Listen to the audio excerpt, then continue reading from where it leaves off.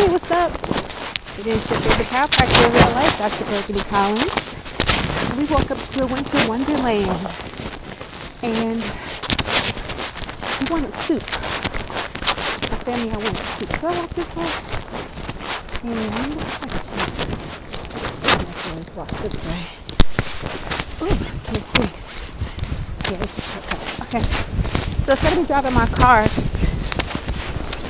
look where the conditions are. Yeah, quite a bit of snow. I live in Virginia, and I decided to go to the store to get some provisions. Well, not provisions, we get everything we need, but I wanted to make a crock pot soup recipe, and we're lacking enough carrots and celery. So instead of me driving actually I could have driven. I didn't drive because I wasn't sure about the road conditions. But we live literally right beside the shopping center. So, I figure I'll walk. I'm going to make some soup in a crock pot. And then I'm going to also bake some bread. My little Dutch oven, because, yeah, I'm that kind of girl. Lady, woman, human. Yeah, I'm going to make the crock pot soup. Chicken noodle soup or chicken and rice soup. Never decided. My mom used to make really good chicken and rice growing up. And so I was kind of mixing her with some rice. But I don't know. Maybe I'm going to make some crock pot chicken soup and bake some homemade delicious rustic bread. That's what's going to be for dinner. Okay, but I wanted to take a nice walk out. And I hope you guys can hear me because I misplaced my mic. So I ordered another set off of Amazon. They haven't arrived yet. So hopefully the audio quality will be a little better. Alright, but while I'm walking, I wanted to tap in and let you all experience a little bit what I'm experiencing. It is January the 6th, 2025, day before my birthday, which is tomorrow. And I'm gonna go. You want to see me make my soup? That might be interesting. Or maybe bake the bread. I have a really good recipe for baking the bread. It's so nice. But yeah, I'm almost at the Safeway. So close. But while I'm walking, I would like to just talk a little bit more about my practice. So yeah, I'm a chiropractor in Virginia. As I stated in other videos, I have a private practice. So that means I'm the only chiropractor in the practice. As I mentioned before, I've been a chiropractor for the last 11 years, but I've had my own private practice for going on 5 years. Now, have I always wanted to have my private practice, my own practice? Like, am I the kind of person who never wanted to have a boss? Am I a boss babe? No, not particularly. I don't mind having a boss or a manager. I don't have any issues with that. I think a lot of people, and I could be wrong, but I think perhaps a lot of people in that case, I actually been walking a long way so I can stay underneath the, instead of cutting across the parking lot like I normally would. I'm just gonna keep walking around on the sidewalk with the covering so I can continue our conversation. So, as I was saying, no, I'm not a boss babe. I'm not somebody who can't take direction or want to be managed. I'm not that kind of person. I really don't care. I think my ego is intact. I don't mind it. Not saying that people who are boss babes or people who can't seem to work for somebody have an ego problem. I just need to speak to myself like a lot of people seem that they don't like authority. They don't like being told what to do. I don't mind. You're paying me and I'm being respected and I believe what I'm doing. You can tell me what to do all day. Oh shoot, I do have my mic. It's right there.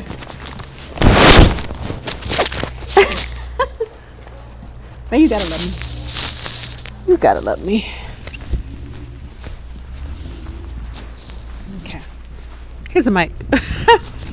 Oh my God. Well, when I get inside, I'll see how it all sounds. Because in life, you only get one shot. I can't go back and redo the video. But anyway, so no, I'm not a boss babe, but I have noticed that people who don't like working for other people tend to have an issue with authority, or not an issue, but they just don't like it. I don't mind. And being somebody who has been a manager, my first managerial position was in college at Old Dominion, where I was the general manager of the radio station. Yeah, so my bachelor's degree is in mass communication. My first career was a radio personality. I was an on-air radio personality for 6 years in Virginia. I was good. I wanted something different. And anyway, so I've been managing people for a long time. But with that being said, I'm not like a boss babe. I don't particularly necessarily like being in charge. You gotta make a lot of decisions. I make so many decisions in the course of a day, running my practice, my chiropractic practice, that by the time I get home, I don't even want to decide what I want to eat. I just want to be told what to do. So yeah, all you fellas out there, I like to be bossed around. You can tell me what to do. I'm not one of them women. I'm playing. Actually, I have a boyfriend. Last time I checked, I guess we'll see the next couple of days. That's still the case, but yes, I just got into the safe way. I don't want to be that person crashing and stuff trying to vlog. I can do it. Let me get it. Okay, perfect. That's a small. I want a small cart. I like this. Oh, here's a small one. Okay. Yeah.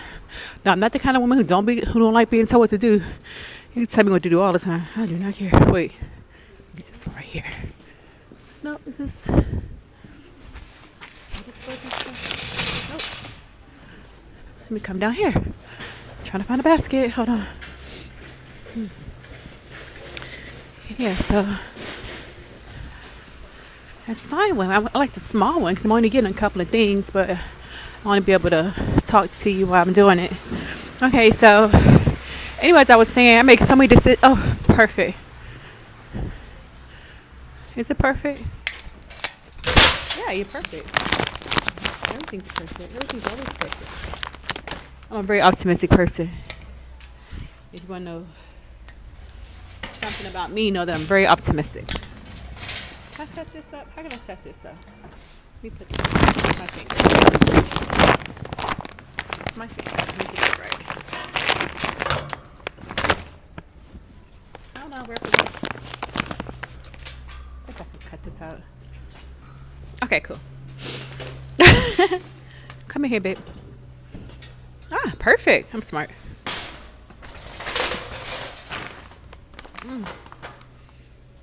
How do people do this?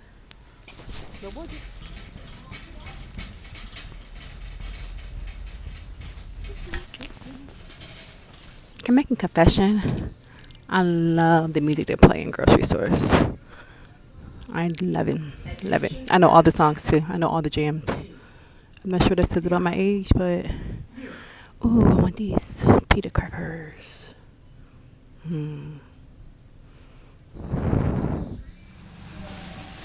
Okay, so I just finished my grocery shopping. Got everything I needed for the soup. That provided that the soup takes 4 hours to cook, and it's like almost 5. We're gonna be eating late, but I woke up late, so you know. Okay. So back to the conversation we were having before I went to the grocery store.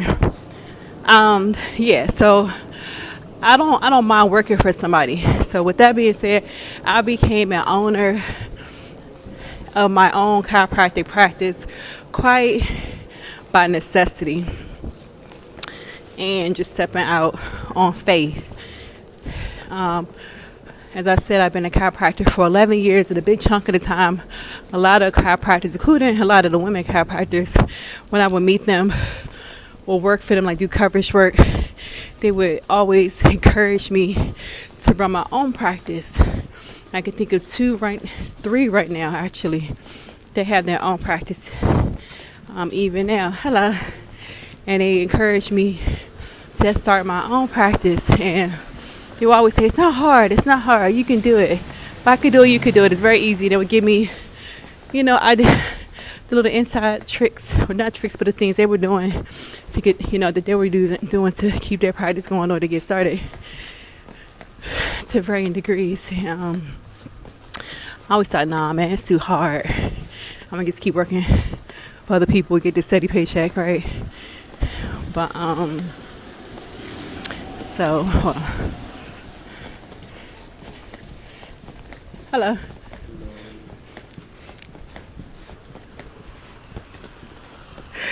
I always feel awkward doing these POVs in front of people. It's like, ugh. I want to be that person. Okay, anyway, so let me get to it. So anyway, over the years, lots of women chiropractors would encourage me to do my own thing. So and I was like, nah, I just want to get a steady paycheck. Just clock in and clock out, you dig? But when COVID hit, the doctor I was working for, he had a total of 3 practices at that time. He had 2 in Virginia and 1 in another state, which I'm not going to name because I want to give his, whatever. And when COVID happened, it was very confusing because I knew COVID was happening in the fall of 2019 because I watched a lot of YouTube and I saw a lot of content of things that were happening in China. And I saw the sickness, people falling out in public and the way they were trying to sanitize their streets, and it was wild. And I was trying to tell people that I knew about it, and people thought it was crazy. Like, man, whatever. There's no disease in China. That's fake. It doesn't affect us. This is in the fall, 2019.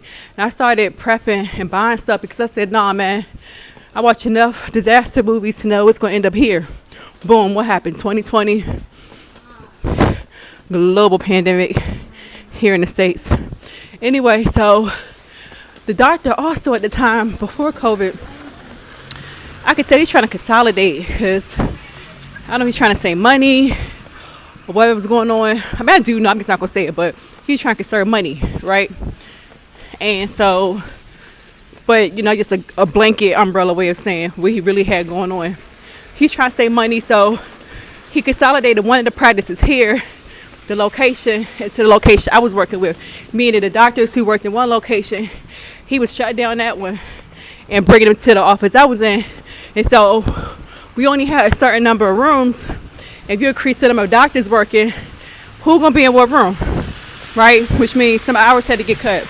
Now I was salary at the time, but because there were things going on in the practices where another doctor had basically, played him out by stealing all his patients, and accepting a position in another office, but he was taking his patients with him, and he had kind of helped build a practice. So the doctor I was working for saw a decrease, or was seeing a decrease, because one of his doctors who had been there for like 7 years had taken like a third of the practice with him, basically, essentially.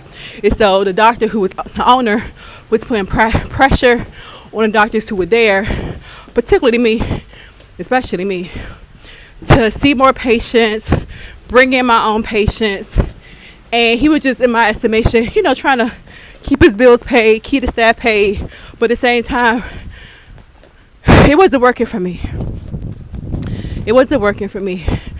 I figured if I'm gonna do marketing, like heavy marketing, whereas I'm out in the streets trying to get people to come into the practice and then seeing the patients when they come in, I might as well own it. Because if I'm doing all that work just for a salary, when I did the math, it's like, well, the patients that I'm seeing or whatever, he's actually making this much money off of it. Granted, he has to pay staff overhead, at least things I learned later are not cheap. Payroll is expensive. But he was doing that. I said, I might as well just keep it for myself. If I'm putting all this work, I'm not just showing up for work. I'm actually really, really in the streets. A lot of pressure for me to see a certain number of patients per day. And then basically he sent me an email while I was still working telling me that basically my hours going to be reduced to this XYZ because I wasn't seeing XYZ number of patients or whatever. Although the number of patients that I was seeing when I did the math was way more than my salary. Okay, let's just be real. But again, as an owner, I see now the pressure that it is to have a brick and mortar. So I didn't take it personal. I didn't like it, but I was like, you know what? It's cool. It's cool. It's cool. Because I'm smart. I read that book, Who Moved My Cheese? And as I mentioned a little while ago, he was consolidating because one doctor had taken a third of the practice, right? I peep everything. I pay attention. And in that book, if you haven't read Who Moved My Cheese, I highly recommend it. In that book, the author describes basically paying attention to your environment. Pay attention to what's going on. See the changes. When you see things change, as some people say, people acting funny, you act funny too? No, not really. I don't act funny, but I prepare, right? So I saw that one doctor had taken a third of the patients. The practice was hurting. The doctor felt that hurt, so he was applying pressure to everybody who was left, right? So, and I'm like, okay, he's putting pressure on. And there's a global pandemic coming, because again, I'm paying attention. I'm smelling the cheese. I'm looking at the cheese. I'm seeing that the cheese is starting to stink a little bit. So I said, okay, I got to prepare. So what I started doing, because I wasn't under like any non-compete contract, I always refuse to sign those. They're really big in chiropractic. But I started seeing patients, marketing patients for patients on my own. And I started seeing patients on my own. This is after he consolidated the doctors into the practice I was in. It began to cut, hours because physically there wasn't enough room. So I started seeing patients on my own. I was renting a space or using a space that a girl at that time, she was my friend. She's a massage therapist, and she offered her space to me on the days that she wasn't there, because she was also kind of doing the same thing. She had a position at a massage therapy place, but she was seeing clients on her own, for her own benefit. And so she was renting a space that she wasn't using every day. So I started using her space on the days that she wasn't there. And so when he sent me that email when I was at work, tell me basically I hadn't, met his criteria at that point for me being able to be there fully full time or whatever. And I was going to be going to reduce hours. And again, the pandemic was just starting to occur, or had just started, because by then, COVID had already hit. Because the office was closed for 2 weeks. And then, so I was still there. So anyway, when he sent me that email, I was thinking, boom, okay, I don't care. Tell me he's go ahead and take that sign. Instead of working for him, like reduce hours and part-time. I make that big move. I'm already seeing patients outside the office. I'm already getting an idea what it takes to do it on my own. So I got up out of there. The cheese moved. It moved to my new practice, my new location that I created for myself. At the time, I named it Collins Chiropractic because I just didn't know what to call it. It was called Collins Chiropractic for a few years. I wasn't crazy about the name because I didn't like people knowing that I owned it. So I changed the name to Fully Adjusted Chiropractic last year. And it's snowy. And it's been rolling. So I didn't intend to be a chiropractic practice owner. I really just wanted to be a chiropractor. But the cheese has moved because it was getting funky. And I went and got some new cheese. So what I'm doing now is my new cheese. And so that's the story of how I became an owner of my own practice. It wasn't intentional. I wasn't trying to be a boss babe. It just happened. And I'm enjoying it. I'm glad it happened that way. Okay, so I have all my ingredients for the soup. Okay, I'm going to go inside, make the soup. I'm not going to take the camera inside.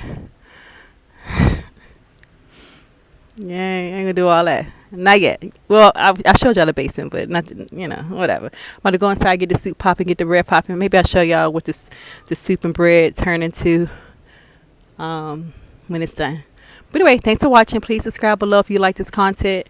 I'm going to be talking more about how I became a chiropractor, my challenges running the practice, tips on maybe how you can have your own business. If you have any questions about being a business owner, it's 2025. I had my own practice starting in 2020. So if you want more information on how maybe you can use the things that I've learned to benefit you, just comment below, subscribe, and I'm gonna log out. If it's snowing where you are, enjoy the snow, be safe. Make sure you watch that video I posted earlier about how to be safe out in the snow in terms of shoveling.